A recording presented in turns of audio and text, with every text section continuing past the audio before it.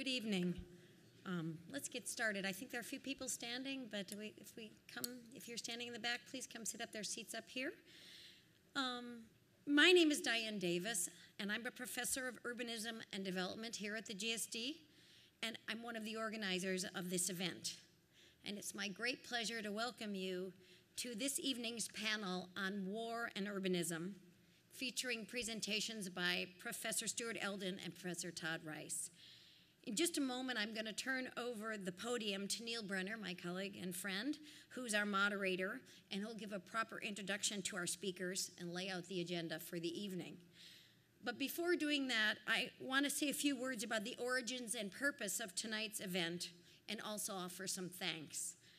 First of all, tonight's plenary is essentially a kickoff event for the next 2 days of discussion about identity, sovereignty, and global politics in the building of Baghdad. And although not explicitly focused just on Baghdad tonight, this panel engages conditions in that city and the larger region in a variety of ways, even as it puts questions of war and how violent conflict intersects with urbanism directly on the agenda. And that's why it's the kickoff event for this weekend. These concerns resonate directly with several of the intellectual agendas that we are developing through programs here at the Graduate School of Design. Through the Master in Design Studies programs, both the Risk and Resilience track and the Urbanism Landscape and Ecology track, as well as others, more broadly speaking, our faculty and students are asking questions about the spatial correlates of conflict, violence, destruction, and reconstruction. Likewise, this evening's efforts to bring a geographer and urban theorist, political theorist, in conversation with an architectural researcher and urbanist builds on an ongoing initiative of the Department of Urban Planning and Design, which we have called the Interdisciplinary Urbanism Initiative, which seeks to connect research activities at the Graduate School of Design to those of other schools at Harvard, ranging from the Faculty of Arts and Sciences to the Law School, to the Divinity School, and to the School of Public Health. And some of those faculty are here with us tonight. So both of these programs, the Master of Design Studies and the Interdisciplinary Urbanism Initiative, are sponsors of this night's plenary, and I want to thank them, along with the other very generous sponsors that made the entire 3-day event possible, which includes the Weatherhead Center for International Affairs here at Harvard, the Aga Khan Program in Islamic Architecture at Harvard, as well as the Center for International Studies at MIT.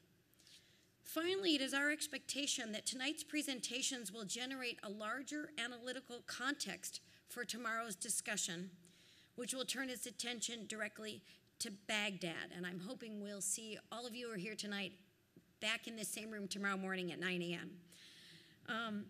Many of the participants in tomorrow's sessions are here tonight, and I also want to extend a warm welcome to them, many who have traveled here from Baghdad and elsewhere in the globe. With their involvement and the set of presentations we are about to hear, I'm confident that we are embarking on a conversation that is important and, of course, momentous. One cannot underestimate the weight of war and the depth of suffering that hangs over much of the globe today, especially, but not just Iraq, but also other proximate nations that are struggling over sovereignty and identity politics as we speak. As such, we cannot be cavalier about the topic at hand tonight. Rather, it is our hope that addressing some of the most critical issues of our times, like war and urbanism, we can find new ways of engaging and transforming conditions so as to think about alternative futures. So let me turn it over now to Neil, who will introduce our panelists.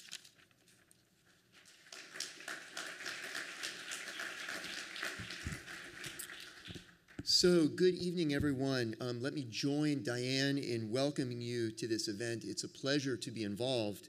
I actually played a small role in initiating this event.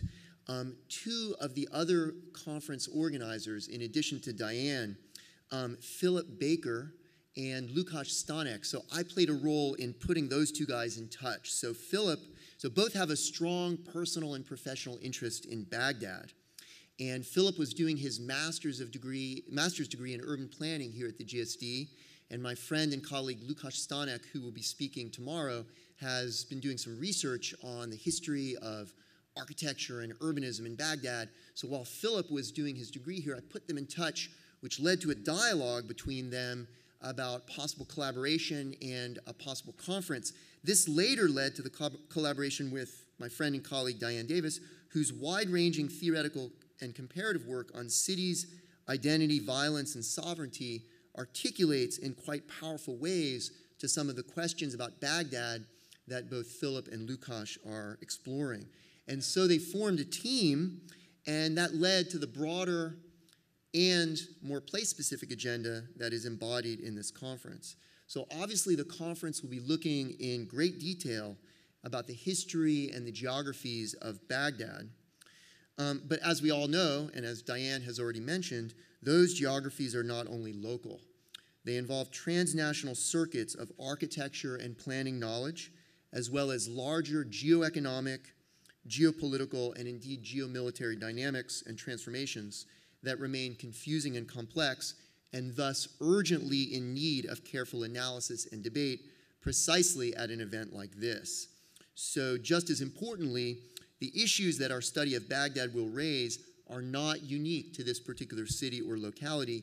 Indeed, they resonate with analogous or parallel histories and geographies in other cities across the Middle East and indeed across the world.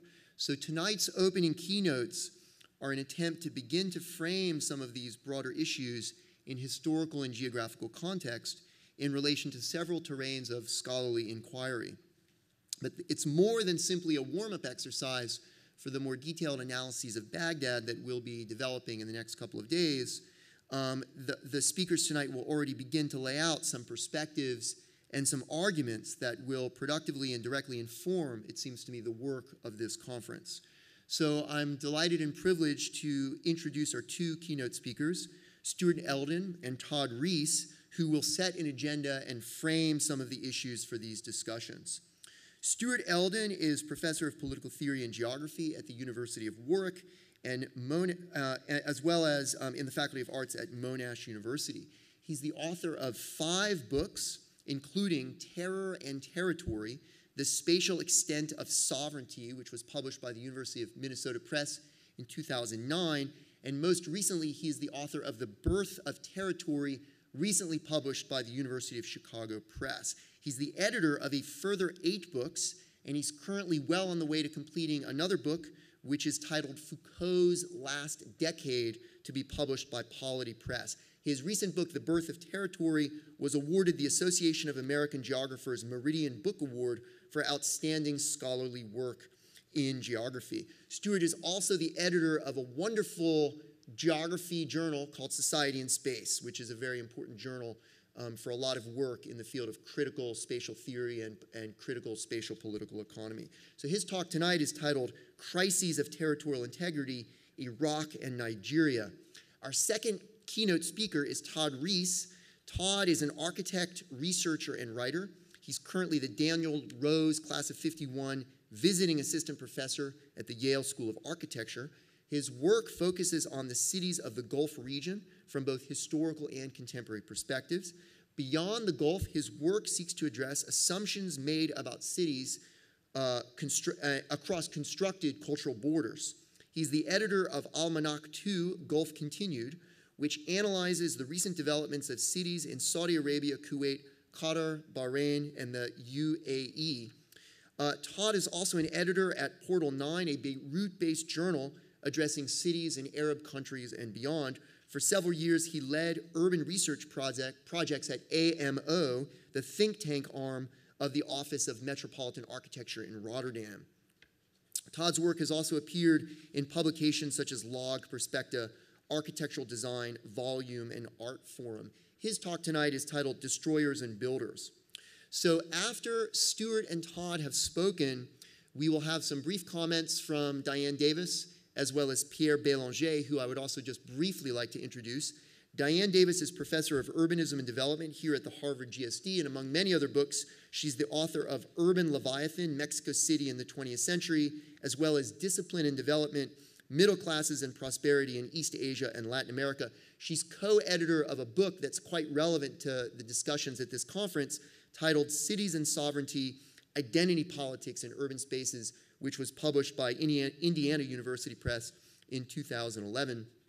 Her work broadly examines the relations between urbanization and national development, comparative international development, the politics of urban development policy, and issues of conflict within cities. Pierre Belanger will also offer some comments as discussant. He is Associate Professor of Landscape Architecture here at the Harvard GSD, and he is also the co-director of our MDes program here at Harvard. He teaches and coordinates graduate courses on the convergence of ecology, infrastructure, and urbanism in the interrelated fields of design, planning, and engineering.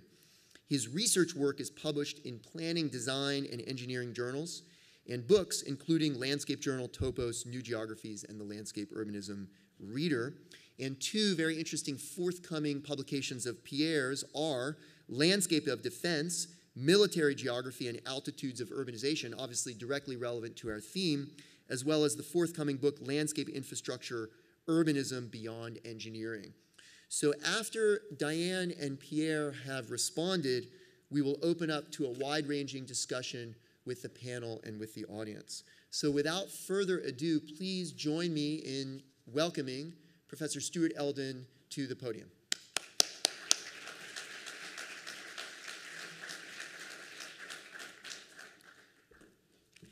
Good evening. Let me first start by thanking Diane Davis, Lucas Stanek, Philip Baker, Neil Brenner, and their colleagues at the Graduate School of Design and the Weatherhead Center for organizing this event and for inviting me to be part of it. I am not an urbanist, planner, or architect, and I am in no sense an expert on Baghdad or on Iraq. But I work on questions of territory and questions of political space, and I'm going to try and set some of the themes that we're going to be discussing over the next couple of days and the recent events that are taking place in Iraq and elsewhere within a wider context to try to make sense of some of those questions.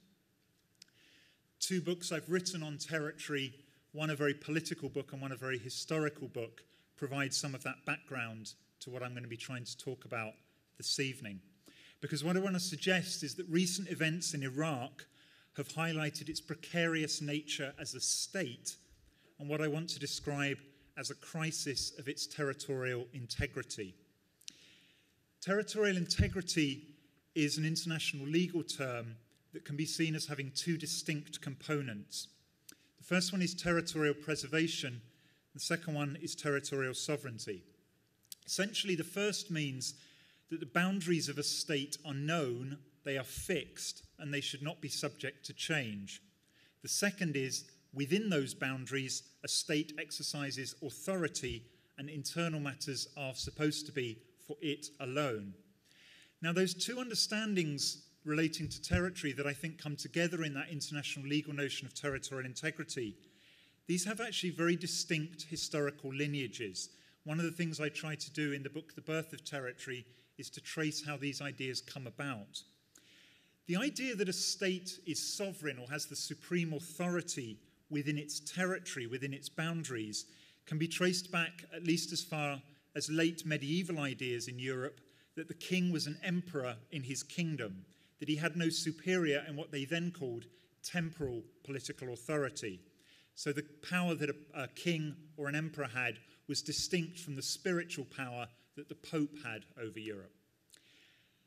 The idea, though, that the boundaries of those states were fixed and were not subject to change is a much more recent development.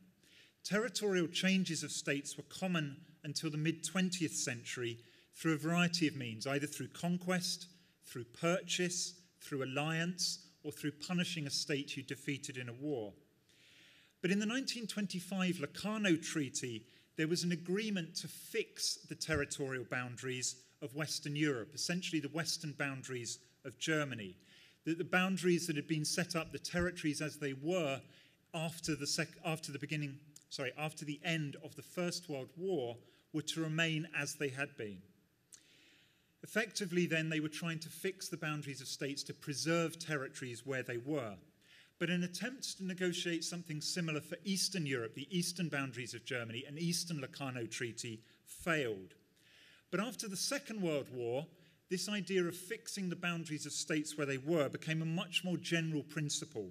The United Nations Charter provides an enshrining of this territorial integrity ideal, effectively, on my terms here, joining territorial preservation with territorial sovereignty.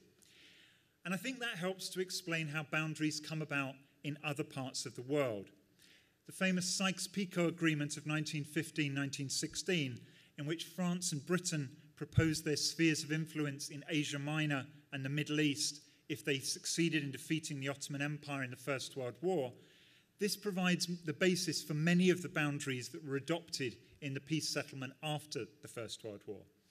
That settlement initially proposed at the Treaty of Sèvres in 1920, but which never came into force because of the Turkish War of Independence, and then the Treaty of Lausanne in 1923, well, these provide the boundaries for many of the contemporary borders in the Middle East. The borders of Syria, Lebanon, Mandate Palestine, Iraq, and Turkey all result from those agreements, or some might say these impositions. The 7 Lausanne treaties are part of a wider project of punishing the defeated forces in the First World War, the wider context known as the Peace of Paris, of which the Treaty of Versailles is the famous treaty that treats Germany. Something similar happens in terms of how the boundaries are imposed within the continent of Africa. The states in Africa that gain independence in the post-Second World War period inherit the boundaries of colonial division. This is an international legal notion known as uti possidetis. Basically, what you have, you will continue to possess. So where the boundaries were drawn either between colonial powers, such as Britain and France in West Africa, or internal lines of colonial division within the British or the French Empire, become the boundaries of the newly independent states at the moment that they gain independence. And the Organization of African Unity in 1964 recognized that this needed to be the framework within which decolonization would happen. They stated the borders of African states on the day of their independence constitute a tangible reality. This is known as the Cairo Declaration.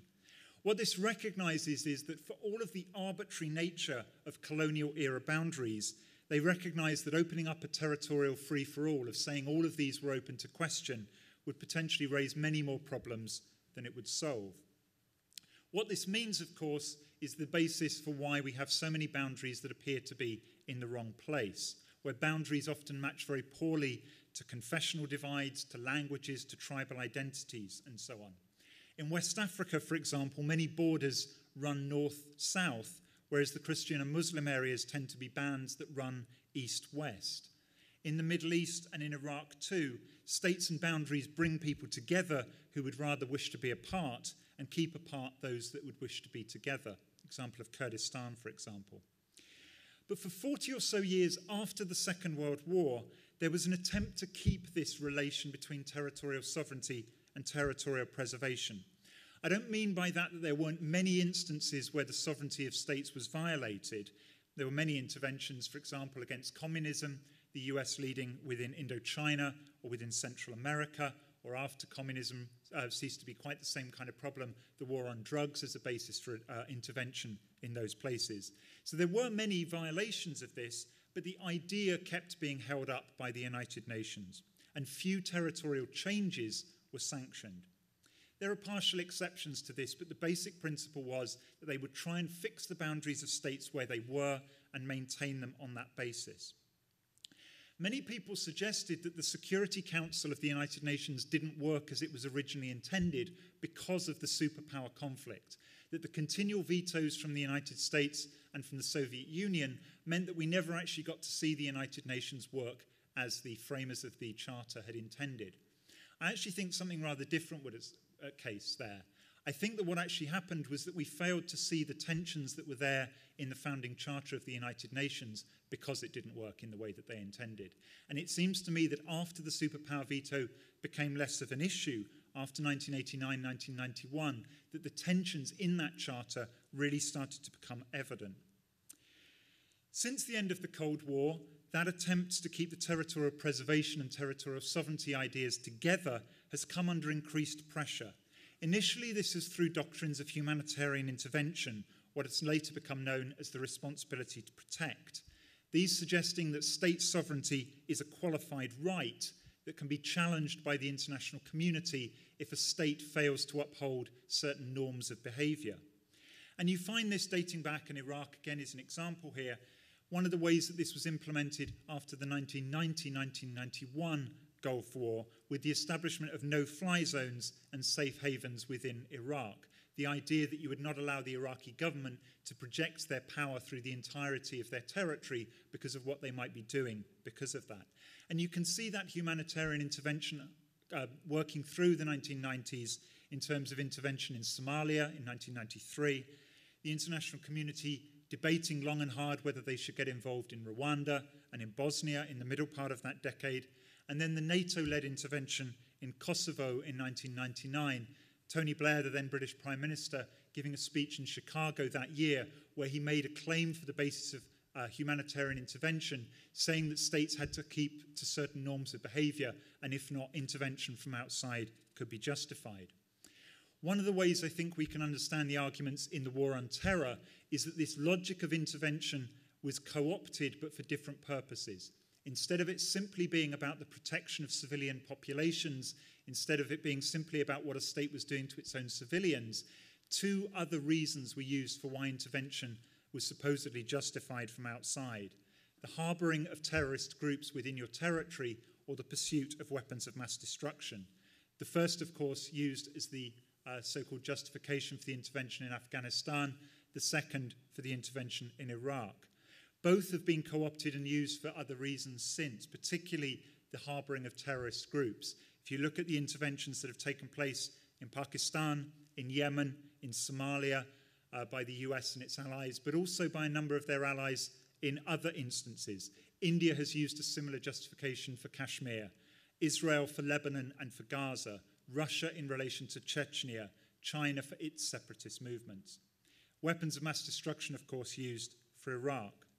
But at the same time that territorial sovereignty was being open to question, was being rendered contingent, in the words of the US neoconservatives, territorial preservation was being insisted upon ever more strongly.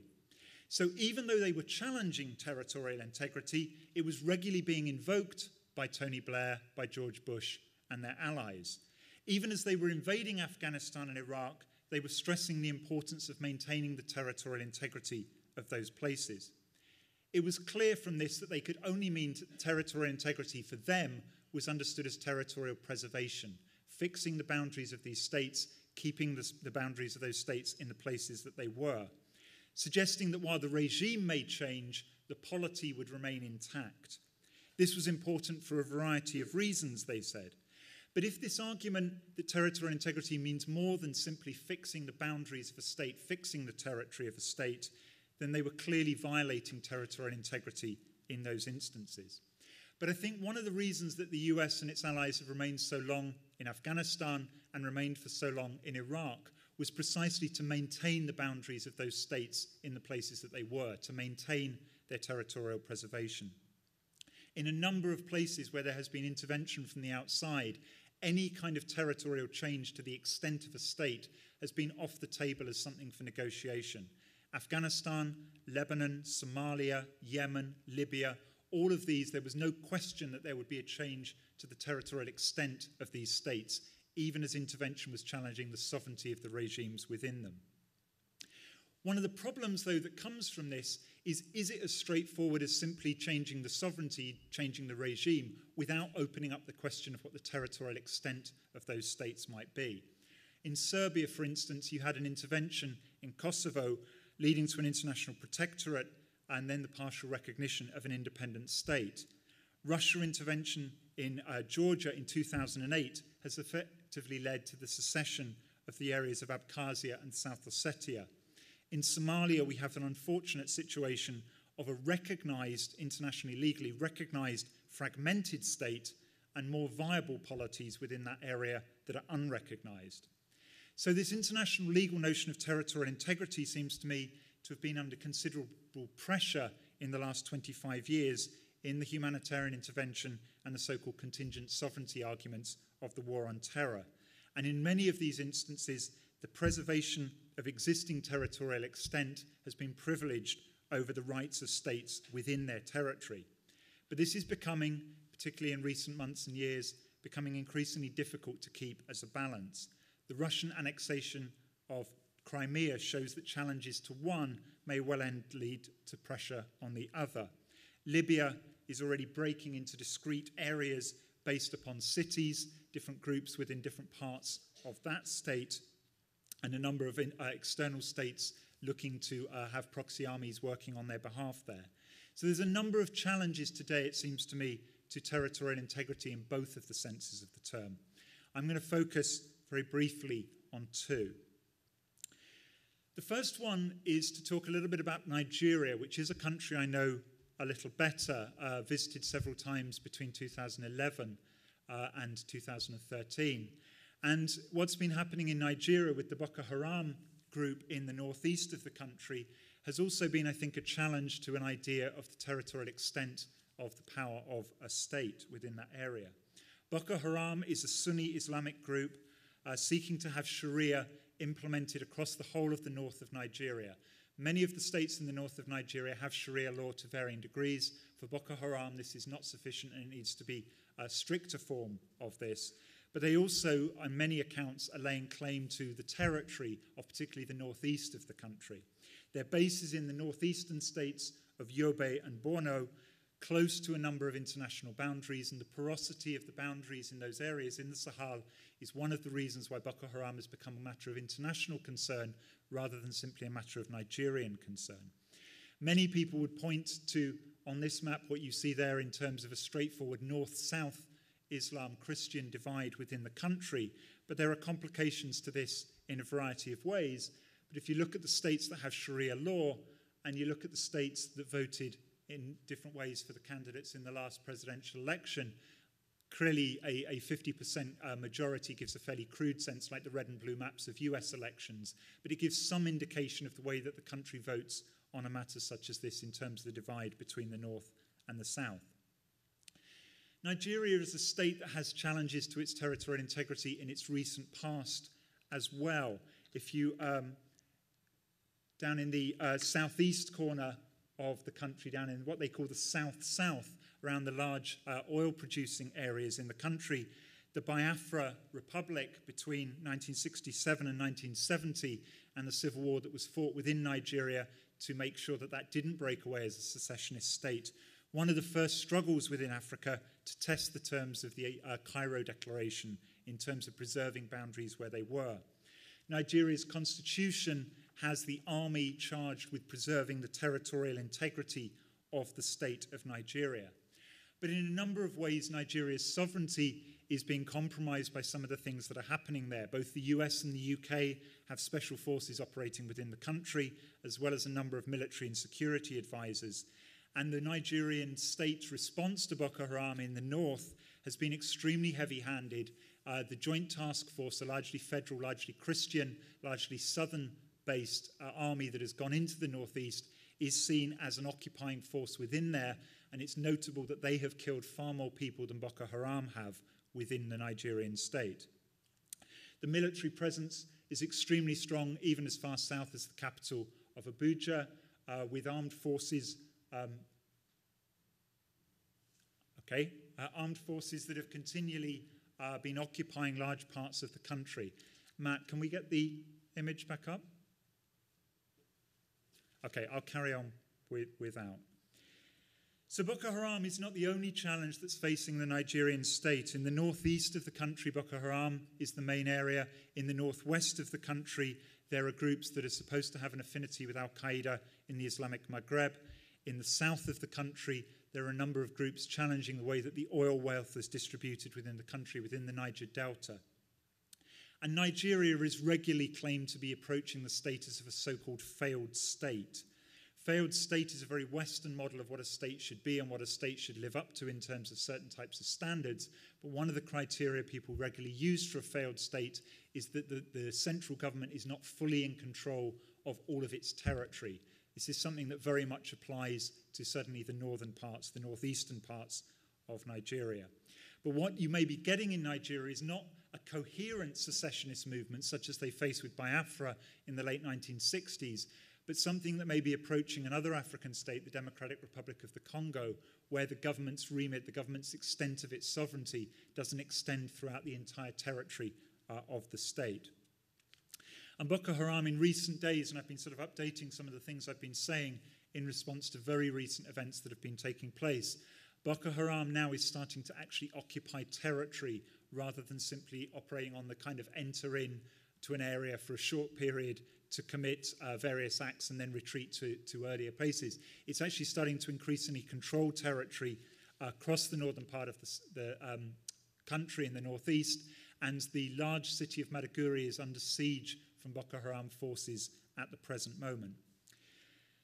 So you can doubtless see that there are some similarities and some parallels with what's happening with the Islamic State within Iraq.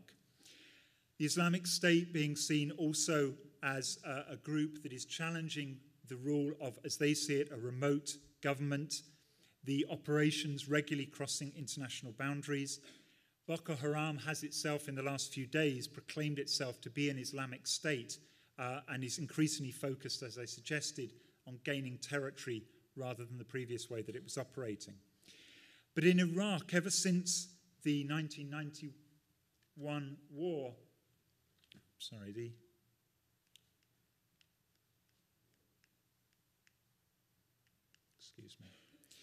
Ever since the 1991 war, there have been a number of instances where people have talked about Iraq and its lack of viability as a state. And you get maps such as this one on the right-hand side, increasingly talking about the different groups within the country as forming coherent areas within the country. Now, these maps, again, extremely problematic, but powerful in the way that they're portraying a question here about whether you could draw, as the suggestion might go, different boundaries that would perhaps help to address some of the problems.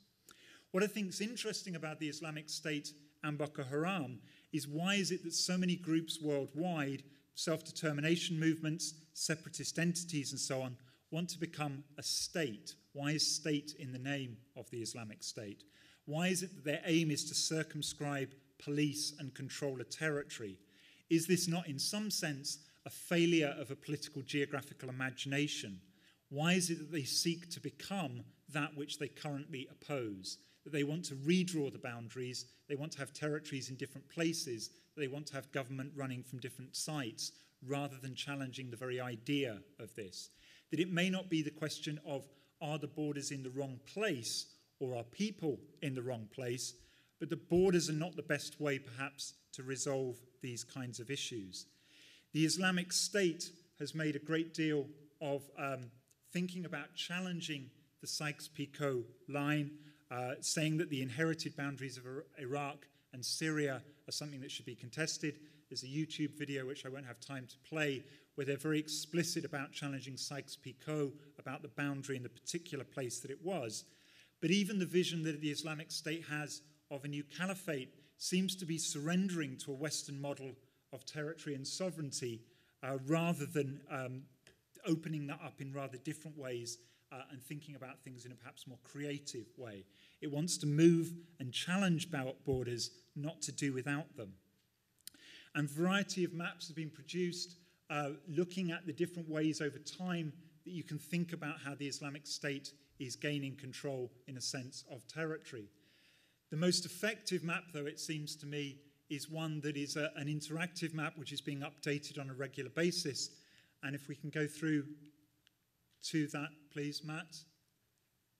So a Google Maps that is being continually updated in terms of the sites that are being claimed or contested between the Islamic State and the forces, both of the northern Kurdish part of the country and the federal forces of the country. Okay, we can go back to the slides, please.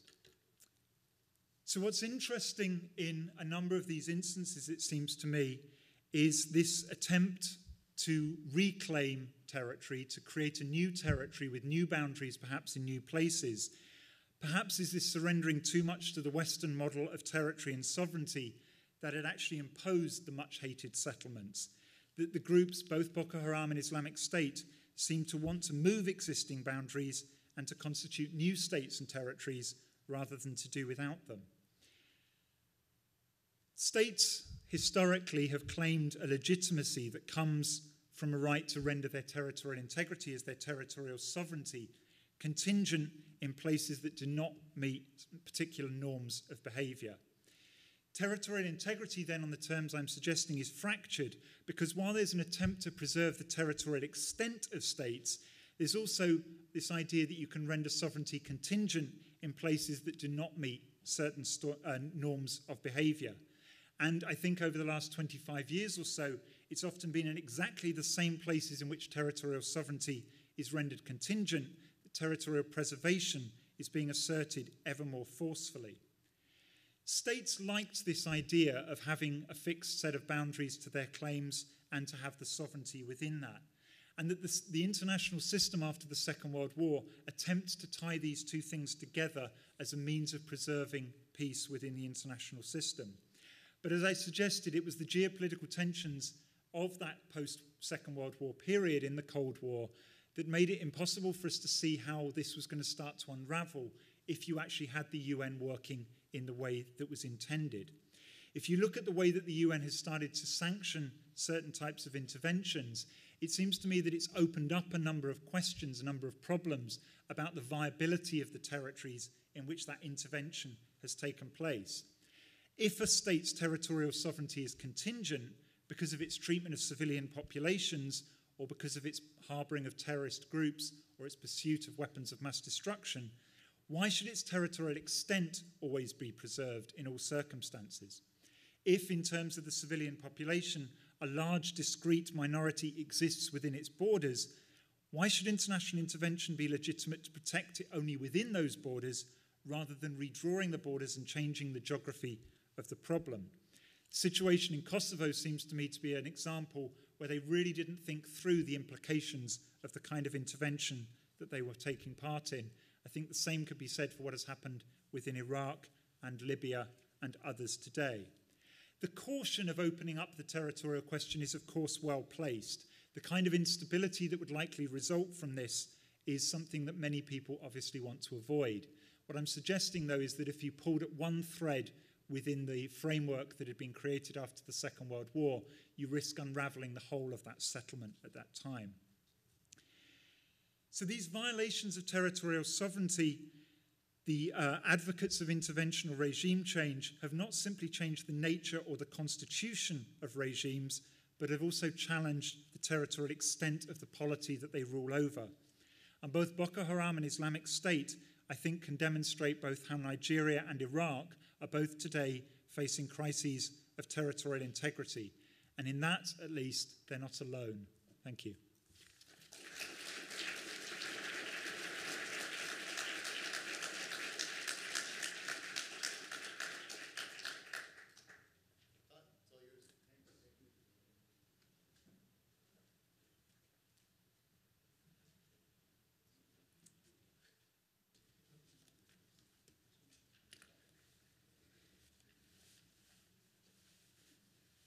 Good evening.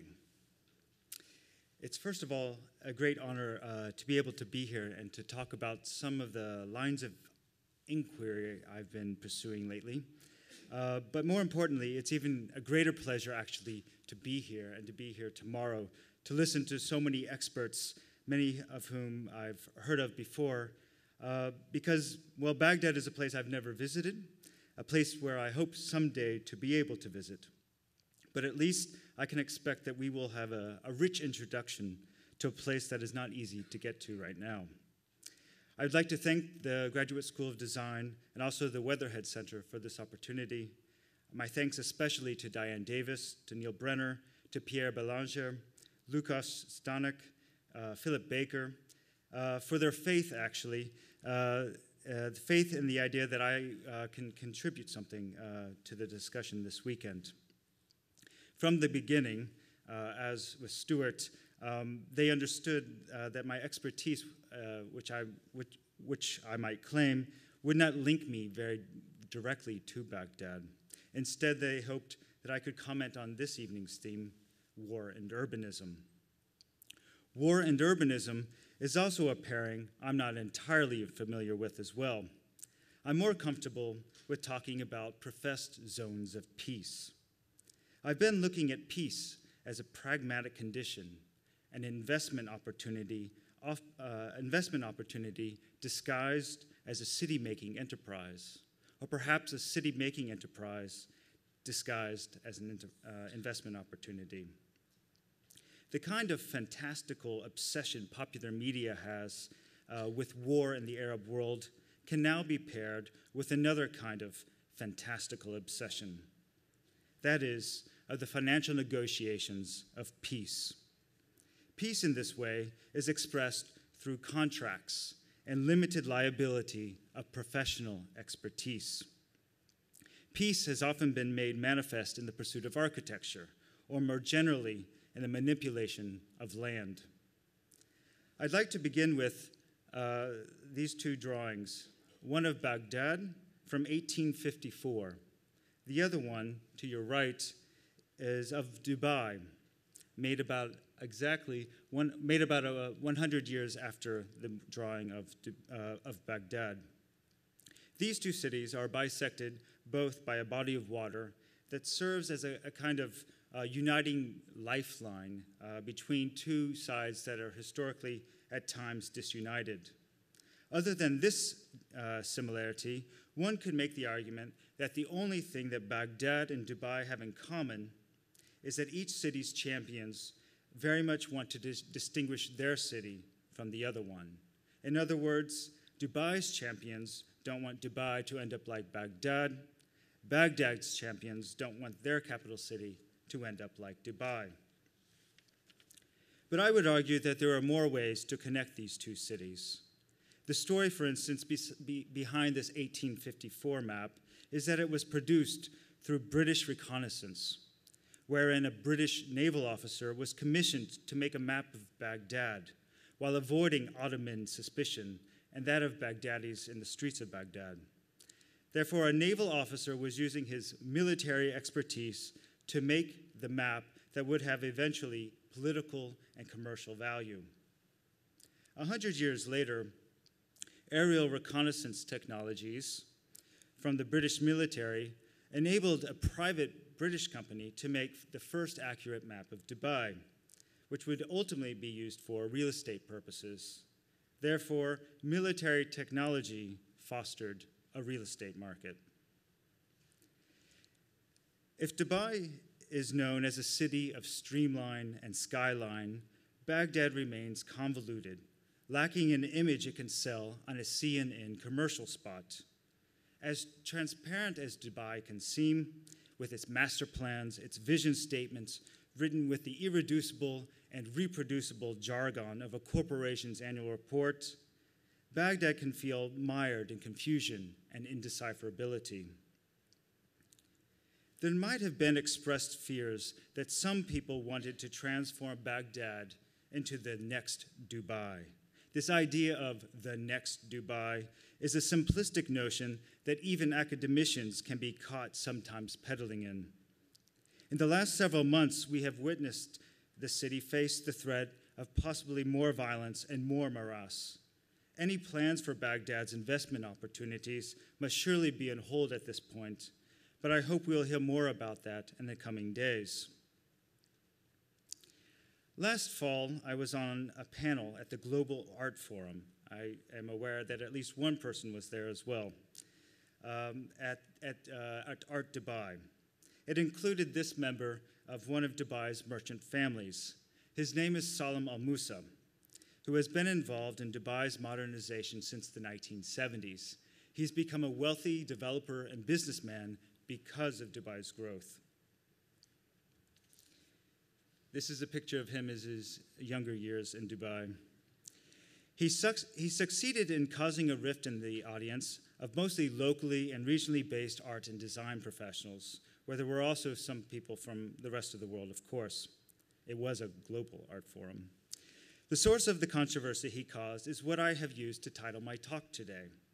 He posited that there are two kinds of Arab states, those that destroy and those that build. In other words, there are destroyers and there are builders. To follow the reasoning, the destroyers are those Arab states that allow ethnic and ideological strife to tear apart their lands. The other are those that use commerce and environmental transformation to avoid such ruination. Al-Musa, of course, put his hometown in the latter category of builders. The statement struck a public nerve that had been identified long before this panel had ever been convened. Al-Musa raised a sensitive issue that has characterized a conflict between accepted stereotypes of Arab cities. It is no secret that Dubai has profited from Baghdad's troubles, and not only in the last 11 years.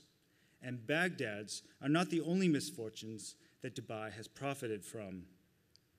Dubai's operational mode has often been to put smooth infrastructure on show as a logical place to put your money when other options collapse. There's a sequence of historical benchmarks, to use a consultant's terminology, that ordered in Dubai's success, from Aden's troubling descent around the end of British occupation in 1967, to Iraq's and Iran's revolutions, to Beirut's war and conflict, Iraq's war with Iran, and then the two Gulf Wars. And in between those two Gulf Wars, the almost mythological post-9/11 transfer of investment wealth from the US and Europe to the Gulf. Conflict and violent events have only fed Dubai liquid money. They have also afforded expertise of migrating labor skills. Immigrating people, that is, are personified credentials. In contrast to the dematerialization war demands, Dubai offers materialization, not just materialism. Dubai is additive urbanism. More infrastructure, more buildings lead to larger measurements and completed checklists. Both war and peace, it turns out, are expensive. They might share violent tendencies, but they ultimately offer two different kinds of manipulated landscapes. While Dubai is often caught offering its perceived stability in exchange for instability elsewhere, I'd like to suggest another means of connecting these two cities. Even if my suggestion is far from being an idealistic one, it is nevertheless very realistic.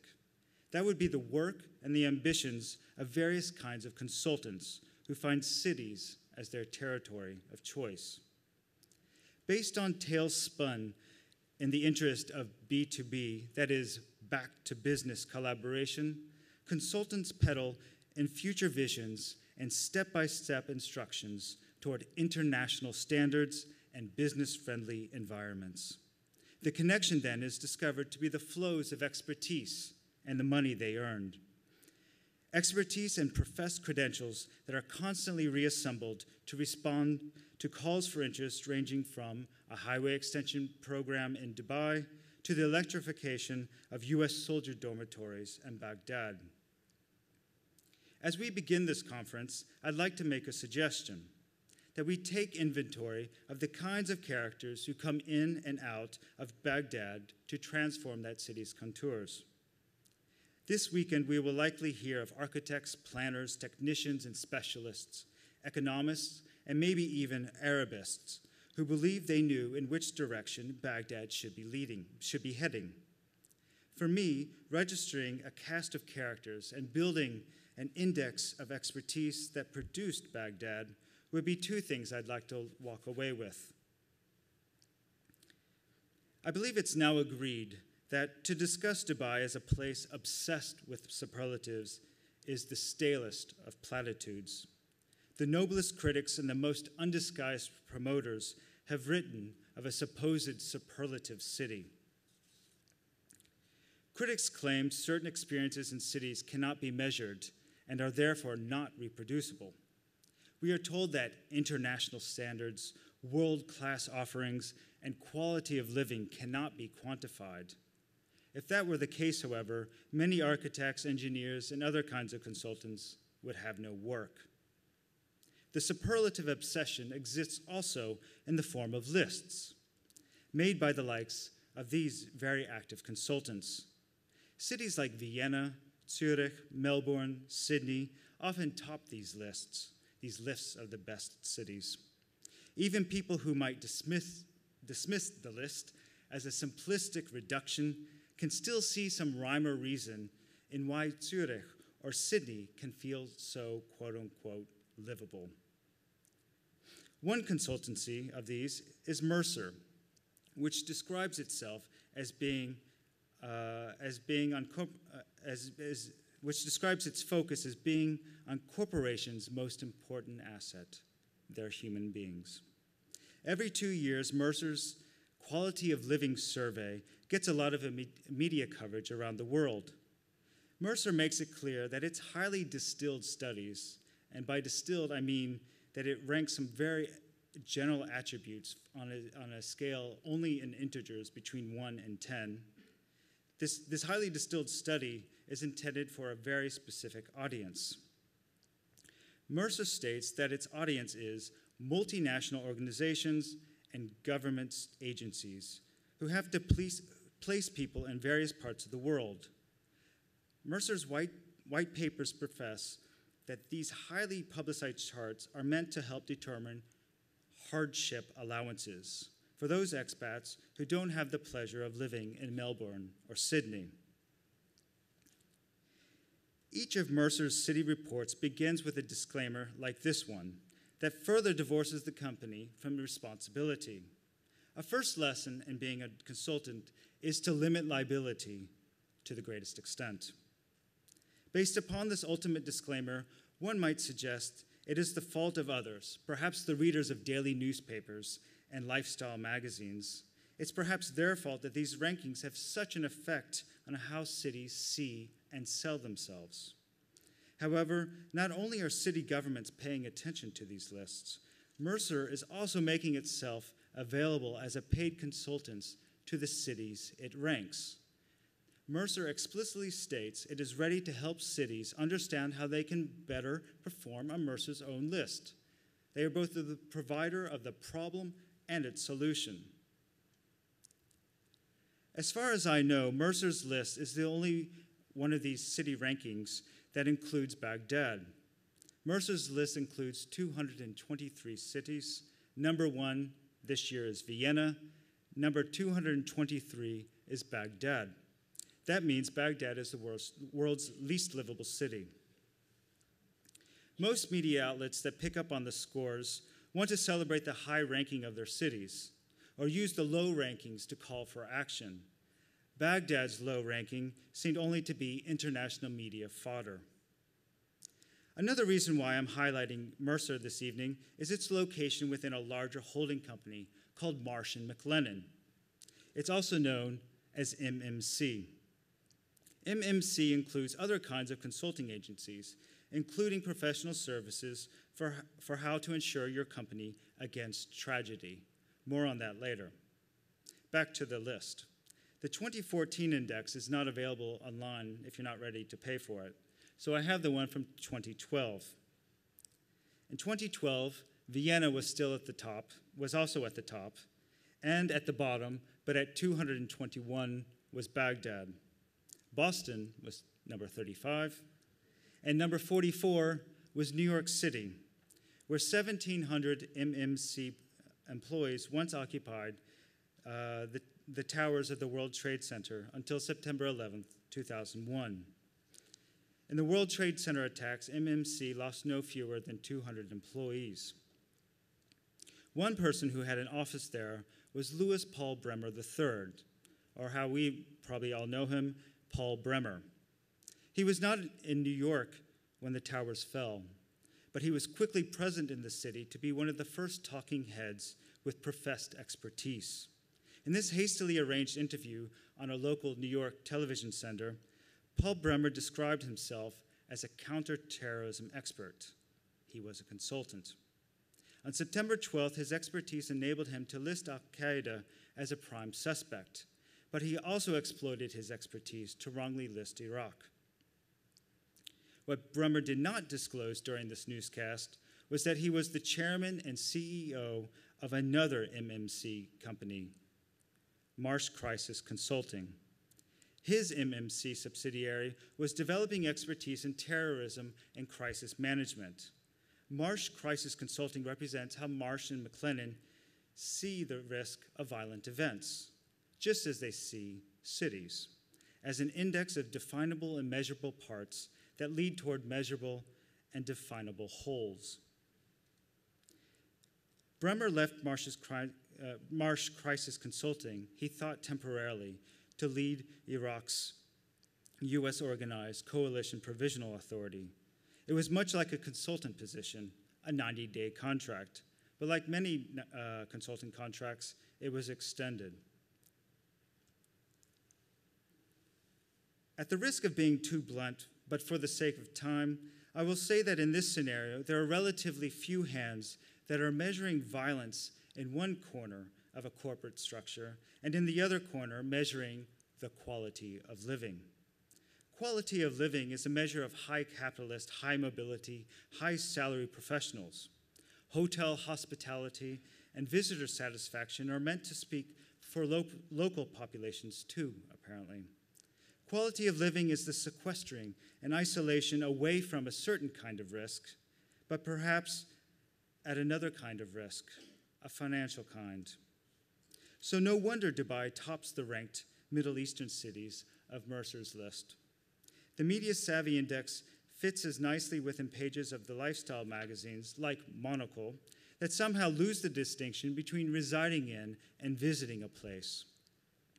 Cities in this way are as much about holidays as about corporate holidays. Therefore, when Dubai is dismissed as just being one big resort, it is also winning the consultant's game that influences every city on that chart. For 2014, we had the highest and lowest scoring Middle Eastern cities. At number 73, Dubai is the most livable, followed by a city about an hour-and-a-half drive away, Abu Dhabi at number 78. Baghdad, as you know, is last. Mercer remarks that infrastructure was the key determining factor that placed Dubai at the top.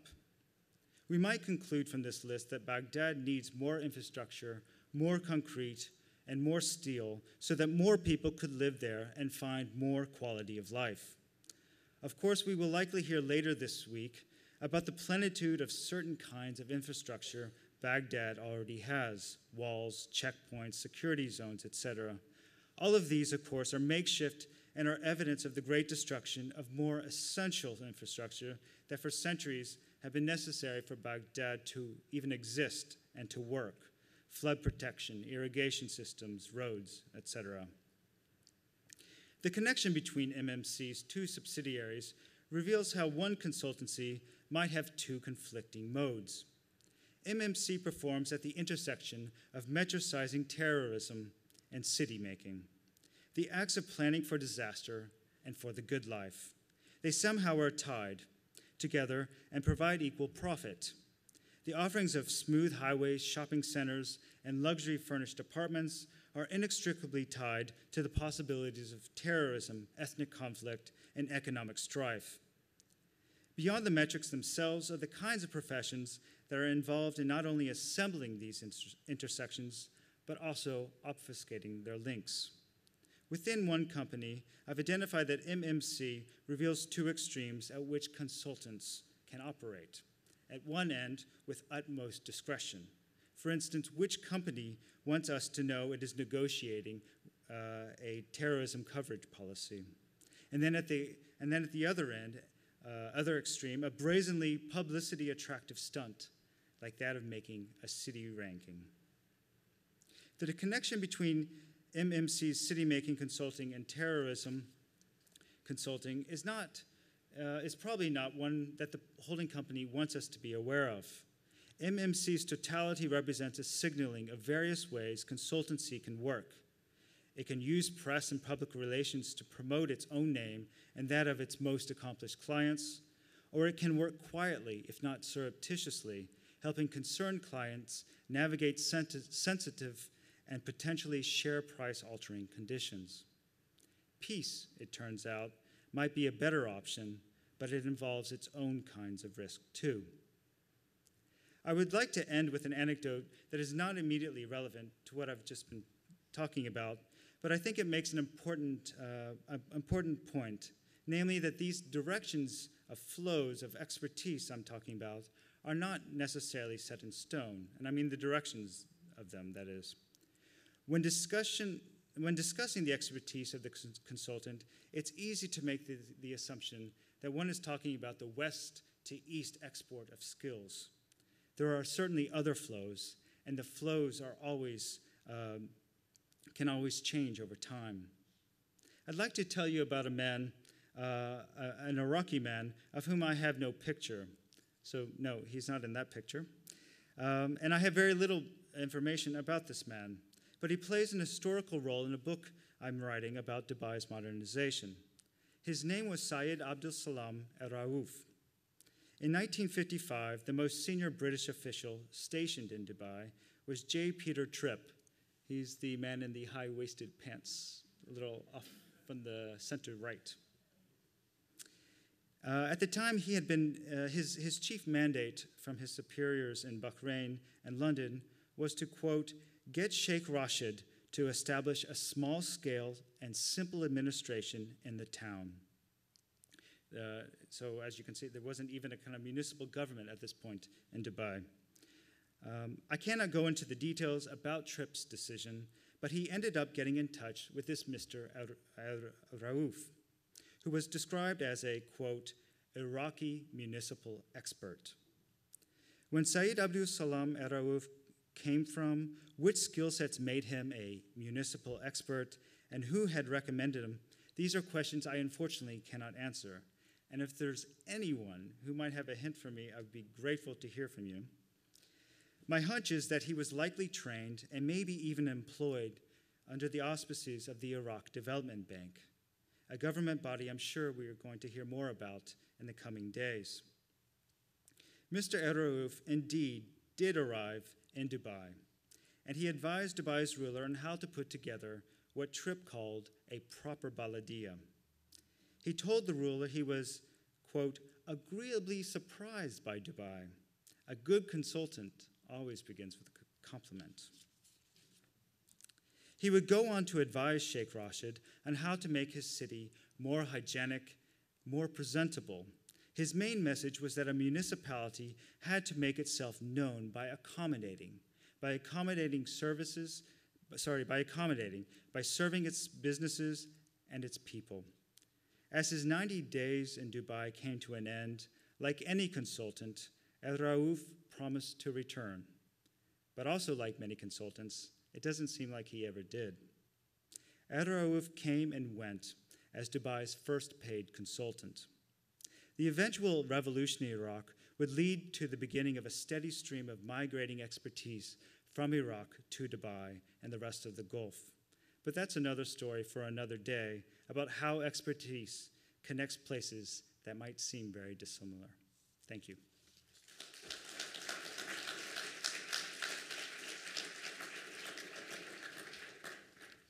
Thank you very much. So can I ask Stuart and Todd and Pierre and Diane to come up to the table, and they're going to give their remarks, and then we can open it up to a broader discussion. So you guys have decided who wants to go first. But I'll let you guys work that out. Well, I'm feeling like I don't want to talk too long because I want to have input from the audience. So I will just maybe say something real quick about what I liked so much about the pairing of these two presentations. How I see them complementing each other is that Stuart gives us some insight into how and why Baghdad has become or is now considered one of the worst cities in the world, given the challenges to territorial integrity. And Todd is helping us understand what role the status performs in guiding global investments in real estate. So I think for tomorrow, again, thinking about tomorrow, the idea about the global context, whether it's a global investment context or the global political context, is absolutely central to thinking about what's possible or not possible in Baghdad in these days.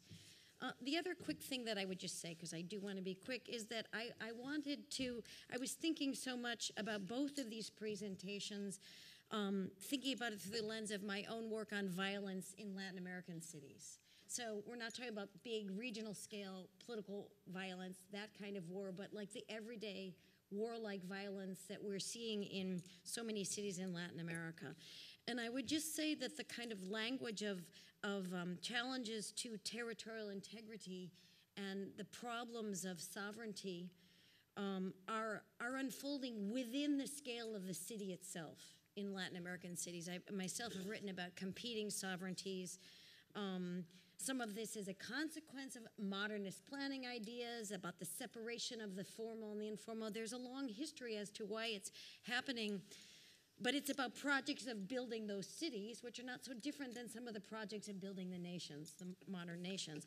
And I guess so one question for Stuart might be, what would you see the parallels, how this process works at the scale of the urban, how similar or different than when it's working at the scale of the national? And then the question for Todd as well, the binaries, peace needs war, war needs peace in order to kind of direct investment. It seems to me that that's exactly part of the branding and the language of investments in cities that are struggling with violence, whether it's cities in Brazil, cities in Mexico. The need to have a branding strategy in the city itself. So certain areas of the city are the safe areas where the investment happens, and other parts of the city are those unsafe areas, which then drives the investment in the safe areas. Those investments have a global investment and consultant logic because then you write into those buildings security, surveillance, et cetera, that drives the cost up. So it creates its own profit cycle or circle. The existence of unsafe areas in a city helps the investment in the safe areas. So my question then to you, Todd, is, well, let me just say that I was thinking a lot about the UPP. Then the state intervenes in like isolating out the places that are safe and unsafe. So it's not just given, it's also produced in space through political actions. So the question for you, Todd, would be, what role does spatial isolation or propinquity, contiguity play in the investment dynamics in the global city? So I know it matters within the scale of a city, but I'm wondering on the region, the Gulf region, this idea, in other words, how far does an unsafe or warlike city have to be from a peaceful one, in grand territorial space in order for that logic of binary to be working? Is it just a matter of discourse and rhetoric? Or are there real geographical or territorial limits to the binary distinction between the safe and the unsafe, the warlike city and the peace-like city? So I'll just stop there. Thank you, Diane. Pierre? We shouldn't let them answer beforehand, or? I think that we need to also open up to comments from the audience, so I suggest that maybe you should go ahead and make some points. I'll just simply mention that I'm particularly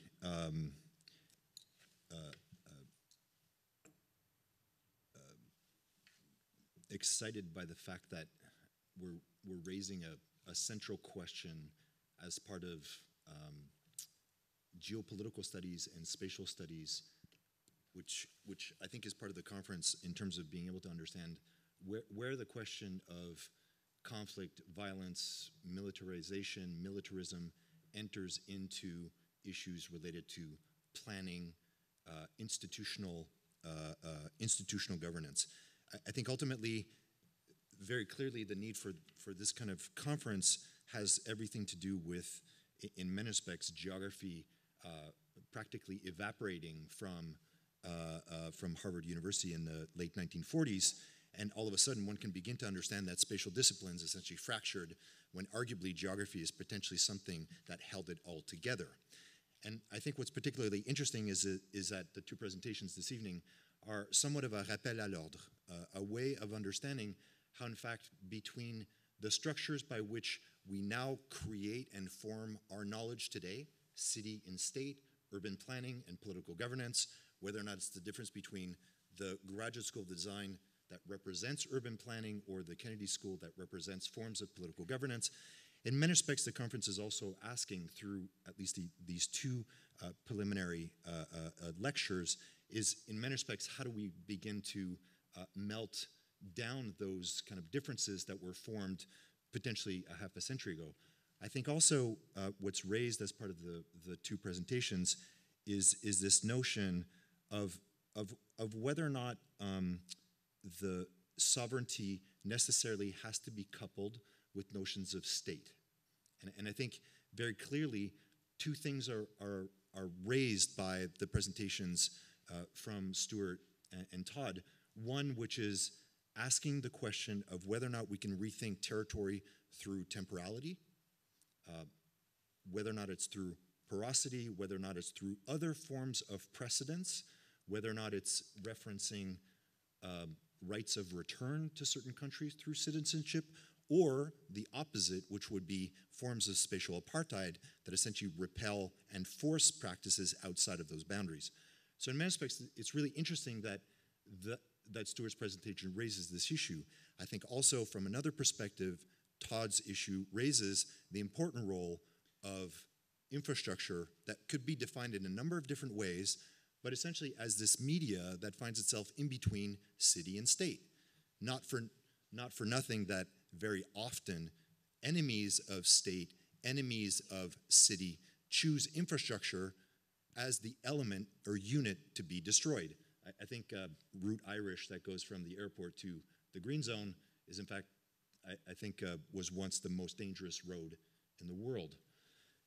I raise this because, in many respects, this differences between schools of thought that we've inherited as a result of the bottoming out of geography, perhaps as part of the conference, allows us to perhaps bring a number of things together and ask ourselves, I think to both Stuart and Todd, I'm sorry if this seems like an expansive question, but perhaps just a question that can guide us as well, is to try to understand what other structures or what other disciplines or what other projects do we need in order to break down these differences between city and state, between the person and population, between infrastructure and institution, between territory and temporality. I'd just like to raise one last point, is just in a recent conversation with Ayan Hirsi Ali, who's the spouse of Neil Ferguson, who you may know is a former Somali citizen. Her life itself is an experience of understanding how to be able to transgress territorial and temporal boundaries. She essentially became a Dutch Somali citizen, and more recently as an American Somali citizen. In many respects, it brings the issue of citizenship directly butting up against the notion of state through one thing perhaps that we, at least as part of disciplines and in between schools of thought, we overlook the importance of mobility itself as potentially one of the fluid strategies that can transgress these more fixed conditions. Diane and Pierre, thank you very much indeed. I would propose to give both of our speakers a chance to reply briefly. We obviously have quite a number of issues on the table here, and then we can open it up and hear from you. So Stuart, would you like to, there's obviously a lot of issues here, but do you want to pick a few and make a few comments? Thank you for those comments. I suppose the first quick thing to say in response to some of what Diane was talking about, how territory at the different scales, in a sense, and the most obvious thing that first comes to mind is the literature that there is on divided cities, and the standard divided cities that are used to think about these kinds of questions are Belfast in Northern Ireland, Lefkosia, Nicosia in Cyprus, Jerusalem historically and in the present, given contexts there, Beirut, and of course now Baghdad, and the way that sometimes the wider geopolitical context reinforces boundaries down at that scale of the urban in terms of the wider context of what was happening within the island of Ireland as the divisions that were taking place, particularly within the city of Belfast, but also what's happened, as I understand it, in the last 11 years or so since the US-led intervention in Iraq, in terms of how sectarian areas have become more apparent through division within the city. And you can see a number of other examples of that, of where a wider sort of geopolitical question changes the dynamics at the urban scale, if you want to think about it in those terms. And in Nigeria, there are a number of other examples about this, and there's a number of urban aspects of the way that Boko Haram has operated, both in terms of launching attacks, such as the attack it launched in Kano in the north of the country in January 2012, where it operated, it seemed to me, in a very different way to how we traditionally think a terrorist group operated, because it sought to control space within the city in order that it could then launch some of the attacks. So it set up its own roadblocks within the city to prevent the response of the military and the police into areas, so that it could control an area of the city before it launched an attack on a police station or a government office. It broke into several prisons to release other Boko Haram operatives in order to reinforce its numbers within the city. So the kind of urban scale to the way that Boko Haram was attacked, it seems to me something similar is happening in terms of Maiduguri at the moment, in terms of how Boko Haram is working. So a lot of these questions in terms of the territorial come down to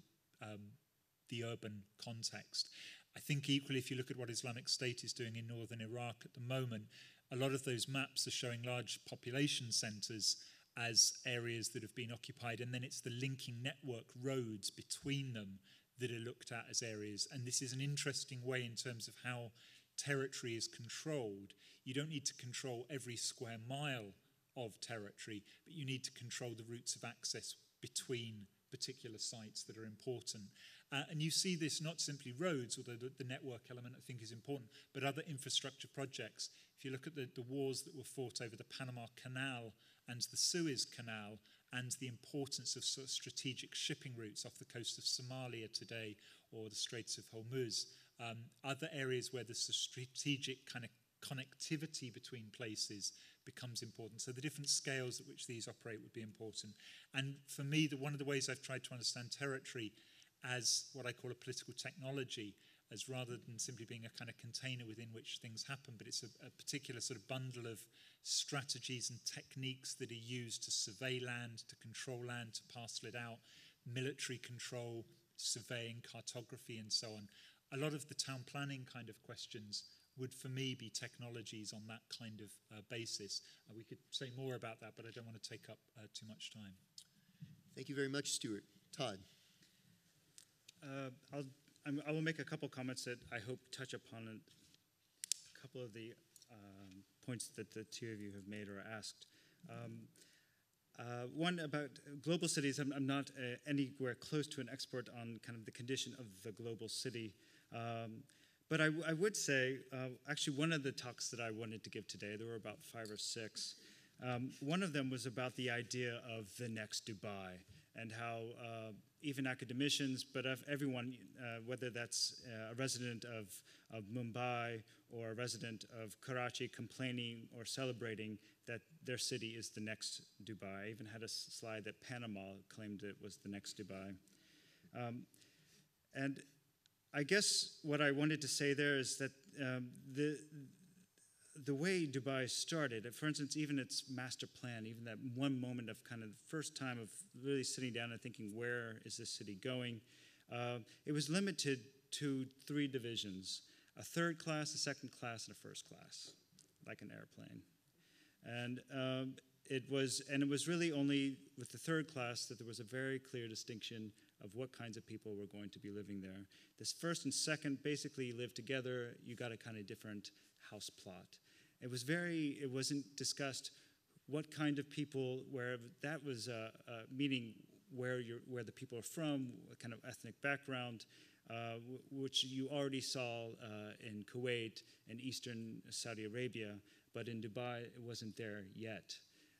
And I start to think that actually Dubai started to learn from other places in the region.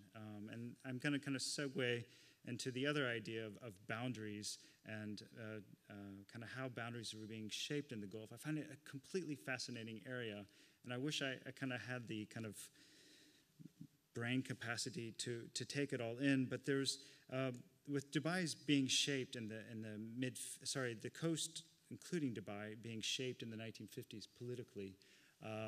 It was really kind of a place where the British found themselves having, finally, they're losing Iraq, they lost Iran, they lost southern Yemen, the Kuwait became independent. They were kind of losing, and finally Abu Dhabi still had some oil, and they weren't going to let go too quickly. You can tell the story in the kind of way of, the British held on, but you can also see the story from the other side, which was Sheikh Rashid was an incredibly intelligent man who knew how to use the British to get what he needed. He knew how to use every single loophole, the fact that there was no state. Everyone was using the fact that there was no state. The British were using it to trade in ways that they weren't able to do in Europe. Gold was being run to India.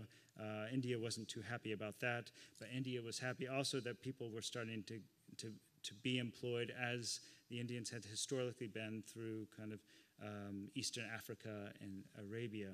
So just looking at kind of how state formations were happening around the Trucial states, which included Dubai, and how they actually shaped kind of eventually the state that now exists is a fascinating history.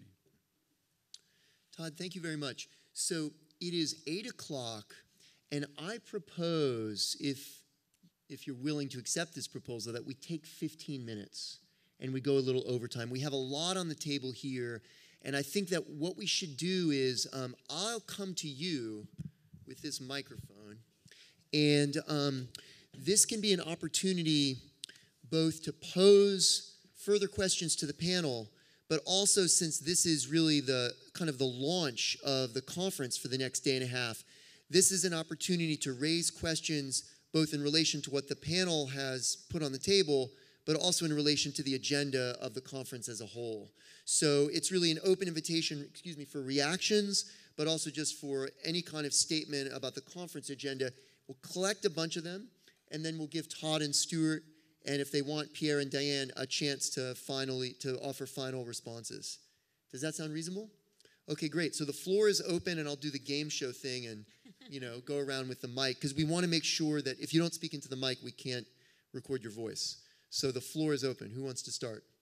And if you could kindly identify yourself, that would be helpful. Take a moment.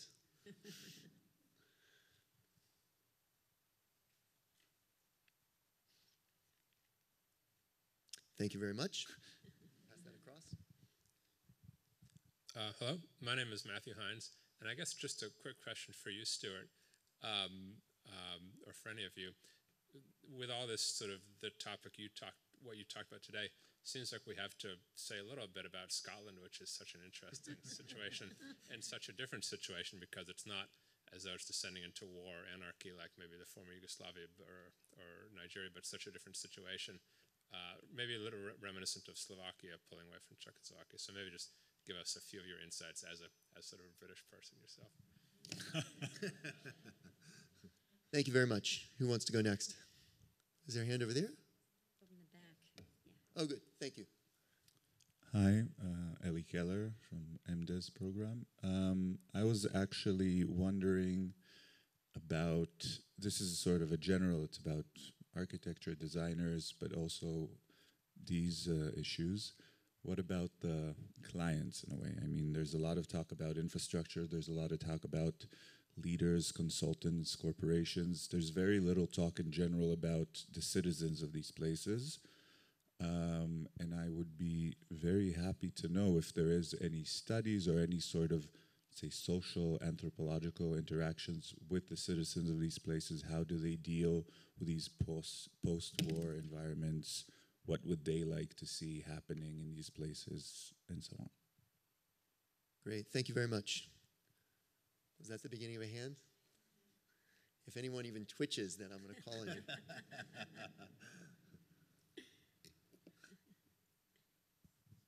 So there seems to be a lot of emphasis on the kind of larger powers and looking at this colonial movement throughout time.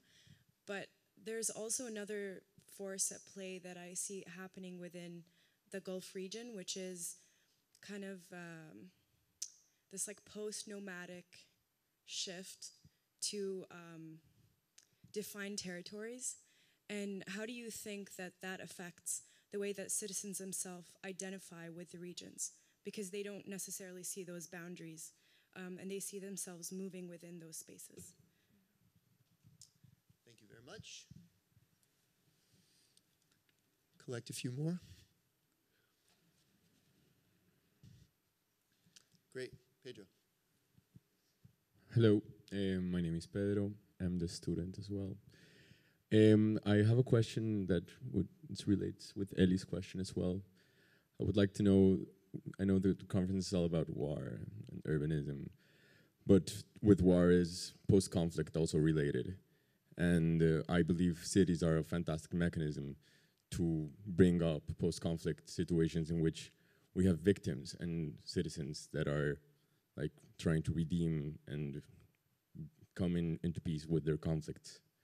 So are there any like suggestions or comments that all this information from Nigeria to Dubai will bring into material of post-conflict processes in cities? Thank you. Maybe I'll throw one into the mix, which is specifically for Stuart. So the framing around, you know, the 20th century political geography of the world is incredibly informative, because obviously that's a frame within which urban development occurs.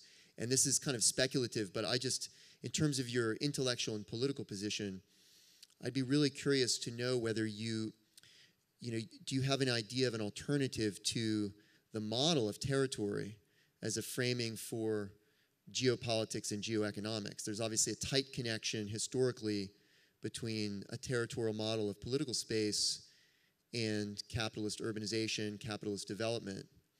And your remarks at the end were really quite fascinating, and they suggested, you know, that this kind of continued insistence by all parties, both state actors as well as non-state rebels or insurgents of various kinds, on territorial integrity.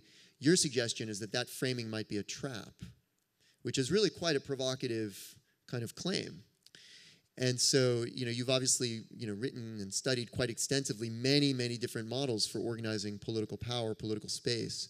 So even, obviously, that's a big question and time is short, but if you could give us even just a hint as to, you know, are you suggesting we need some sort of post-territorial model, or is it a modification of territory? Many would argue, as you know, in international relations theory, that we actually need a territorial framework because that's a condition of possibility for stability, both politically and economically. So the claim, you know, the kind of critique of territorial integrity that you're articulating is really quite a provocation in that context as well. So even a few hints along those lines would be, I think, really provocative. Any additional comments or questions? That's obviously a lot of work for the panel already, but also in terms of pointing ahead towards the conference. I mean, obviously many, you know, lots of people in the room are going to be presenting papers, and if you would like to sort of offer any connections between the agenda of tonight and the upcoming agenda for tomorrow and indeed for Saturday, this would be a good opportunity to do that, just so that we can meditate on that as we prepare for the conference ahead. Namik. Namik, I'm also an MDes student at the GSD. A quote from A.L. Weizmann, or just a term, city being a liquid medium of warfare, where he points at the increasing militarization of city as a kind of the site where both terrorism and counterterrorism is. A.L. Weizmann. Yeah, no, but I didn't hear the quote. City as a liquid medium of warfare. He says that in an essay that I can't remember the title of. I can figure out. But it's an interesting image because it sort of contains this rippling liquid form that can be used to different kinds of purposes.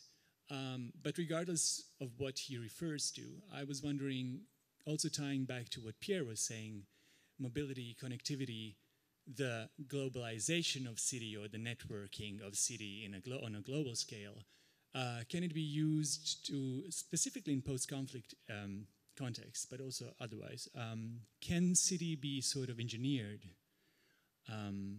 to fight from the outside, from afar, to sort of turn around the negative developments that are happening on a local or regional scale? Can it be mobilized against its own demise, so to speak, or against its own fragmentation?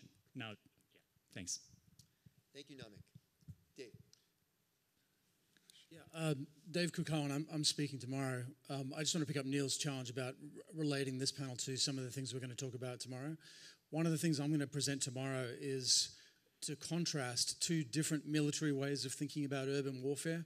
One is thinking about the city as a piece of terrain, a piece of space, and the other is to think about the city as an organic, dynamic system of flows. And I'm going to try to show tomorrow that we treated the city of Fallujah and initially the city of Baghdad as a piece of space, and in so doing, we essentially killed both those cities. And in the case of Baghdad, we eventually, through listening to the Iraqis, began to think about it as a dynamic flow which contained the essence of essentially an organic system. And I guess this gets back to something that both Stuart and Todd talked about, which is the idea that there's the city as territory, but there's also the city as a network footprint that includes its diaspora and its trade flows and all the other elements to it. And I think that breaking that territorial straitjacket around our conception of the city probably links some of these ideas we've been talking about with respect to warfare and trade and, you know, the pernicious role of consultants and all that kind of stuff. So thank you very much, Dave. And that point indeed connects to issues that many of us at the GSD wrestle with in terms of how to conceptualize the space of the urban and the city. I think maybe with that, we should turn it back over to the panel. You've got your work cut out for you, but maybe we offer you an opportunity to pick and choose from among the many questions that have been posed and give us even more to think about for the evening, starting with you, Stuart, if you don't mind. Okay, I'll try. I'm happy to try and continue conversations with people that I don't address in these quick comments at other moments over this weekend. I don't want to avoid questions, but I can't possibly address everything quickly now. One of the things I've tried to do in my work on territory is to say that the standard way that territory tends to be understood, largely along the lines of a bounded space under the control of a group of people, is an incredibly reductive way to think about territory. And so my suggestion is that actually we need to think about territory as it can be that in particular times and in particular places, but it can also be a number of other ways of organizing the relation between people, power, and place.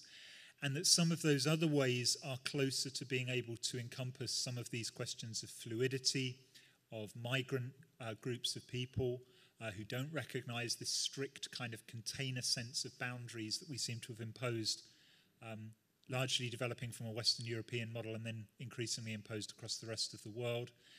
The network-centered kind of way of thinking about nodes in a connected system is actually closer to some of the ways in which cities and what we might now call territories were understood at different points even in Western European history, let alone if we look at other parts of the world.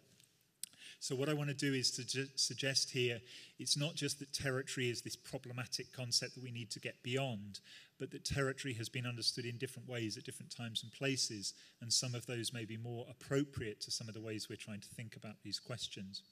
One of the things I'm always very resistant to do is to offer a straightforward solution to the problems that I try and identify. And certainly in terms of West Africa and in Iraq and the wider region of the Middle East, the last thing those places need is another European telling them where they should put their borders. So I'm going to avoid a straightforward kind of response along those lines. But what I would hope is that the historical work I've done, where I've tried to trace different ways that we've organized the relation between place and power, might hold ways of opening up different possibilities for the future. Federal systems, rather than ever more fragmentation into smaller political entities, might be one solution. In the Middle Ages in Europe, you carried the law that applied to you with you, the personality of law rather than the territoriality of law. It wasn't where you were, it was who you were. St. Paul famously with the I am a Roman citizen, but you could be a Roman citizen or you could be a Frank and a different legal code would apply to you. There may be some possibilities in that in terms of how we think about these kinds of questions. And to keep this brief and to be provocative, Scotland. If you think nationalism is the answer, you're asking the wrong question.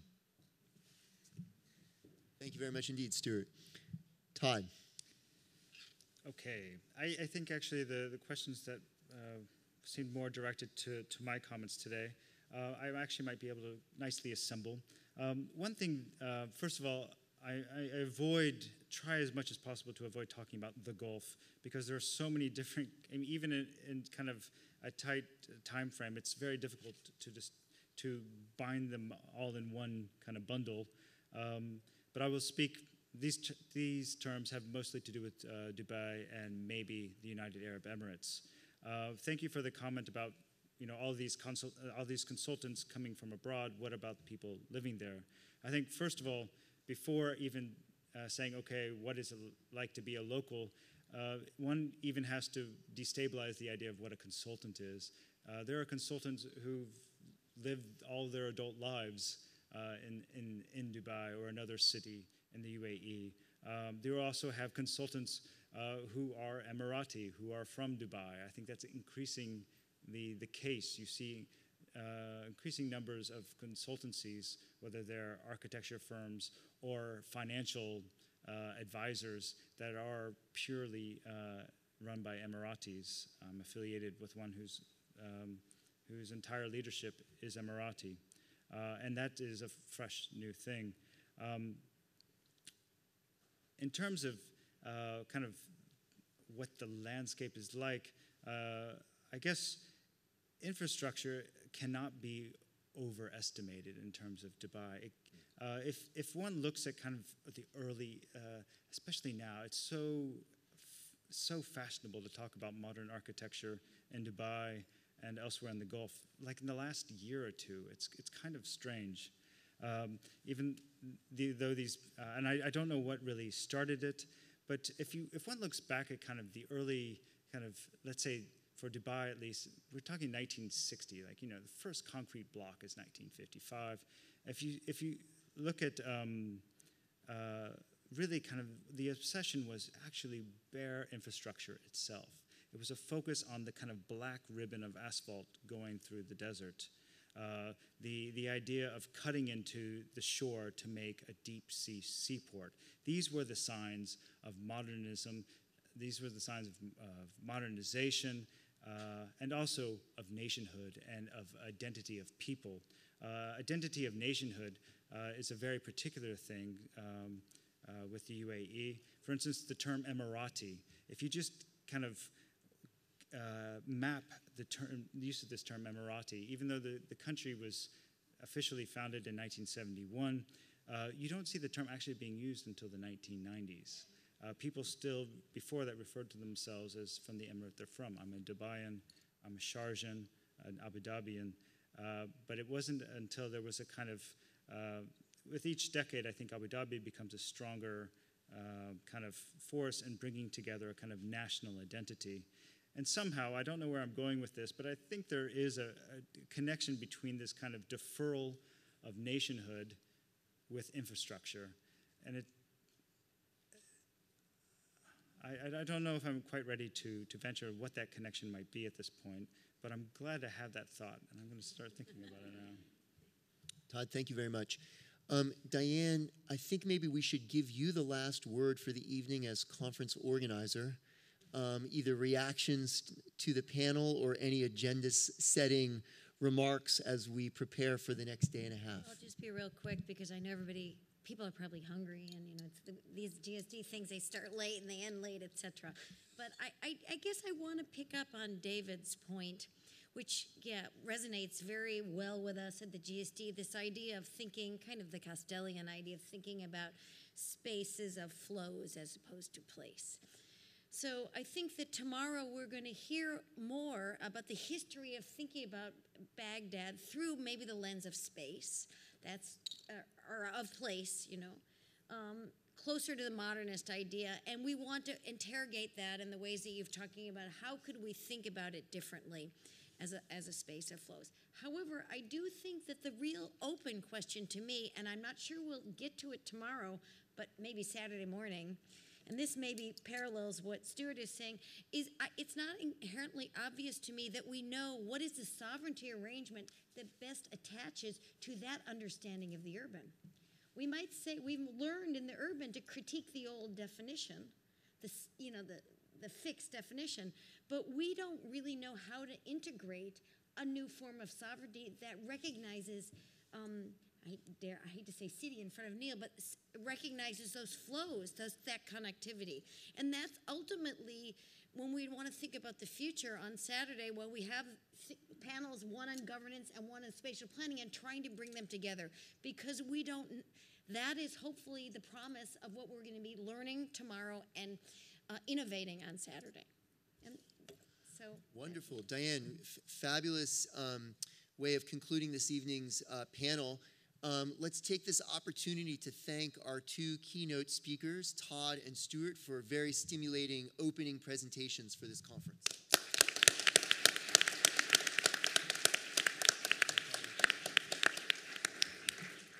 So thank you all, and we'll see you bright and early tomorrow morning.